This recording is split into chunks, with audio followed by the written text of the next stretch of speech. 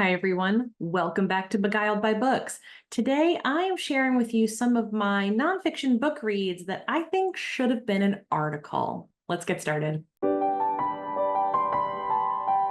One of my favorite phrases from the corporate world is, "This meeting could have been an email." I do encounter that frequently. I know many others do as well. And then one day I decided to adapt that for my reading journey. And I started encountering many books that could have been an article.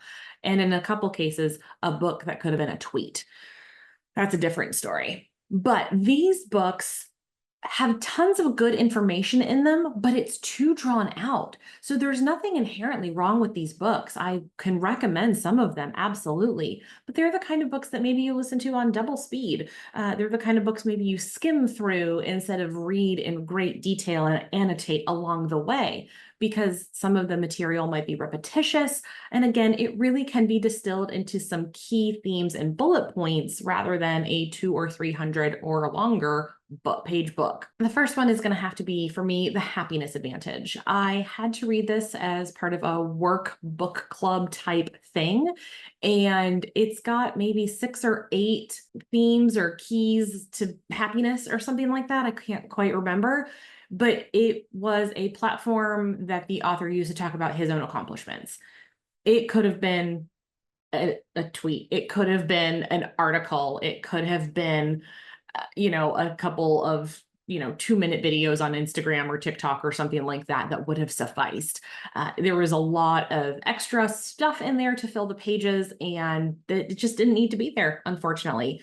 I'm not saying the content was inherently bad or the concept is inherently bad. It's just too long. Another book that could have been an article, and this one is so ironic to me, is STFU.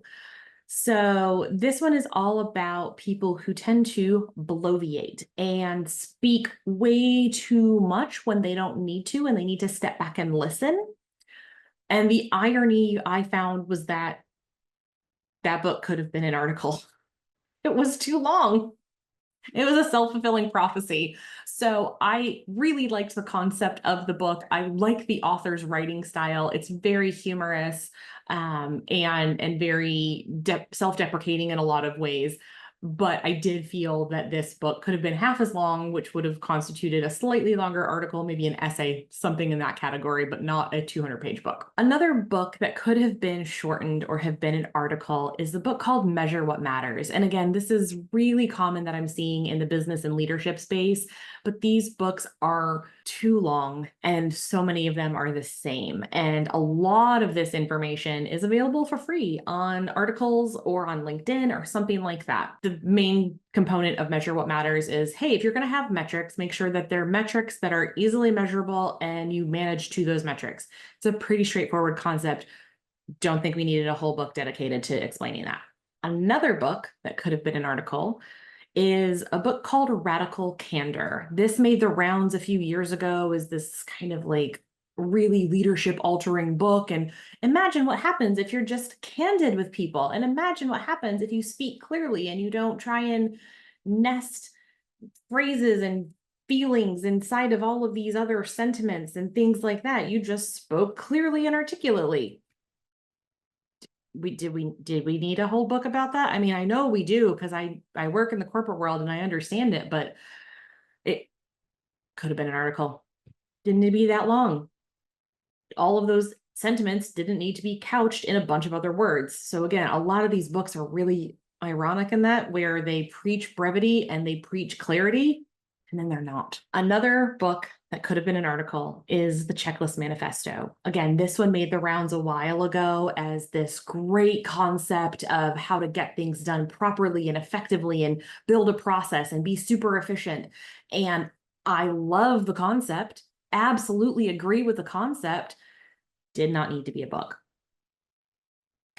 It just didn't. It was too long. It illustrated the same point chapter after chapter after chapter with different examples. And I'm not saying that's a bad thing, but did it need to be that long? I personally don't think so. The final book I'll talk about that I think could have been shortened or been an article or an essay is a recent book published in 2024 called Nexus. Now, this author has written several other books that I've really enjoyed, including the book Homo sapiens, which is really fantastic.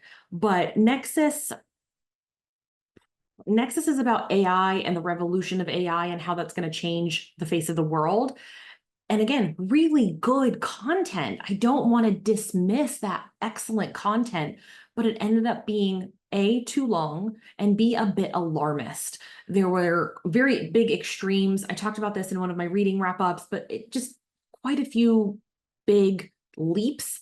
Not saying they couldn't be true or it's not possible, but a bit of whataboutism happening in the book. And if it had been distilled a little bit more, the book could have been shorter, gotten to some really clear points, left the reader thinking about these things rather than telling the reader what extreme to jump to. So again, could have been shortened, could have been an article. What books have you read that maybe were too long? They could have been an article. Again, all of these books have great and positive content. I don't want anyone to take this away as a negative video, but I do think there is a common pattern in publishing in the business and leadership space with too much information or too much repetition of the same point. Do those things need to be books? I really want your opinion. Am I too critical? Please drop a comment below and let me know your thoughts. And as always, if you like this video, please give me a thumbs up and don't forget to subscribe. Hope you have a fantastic day.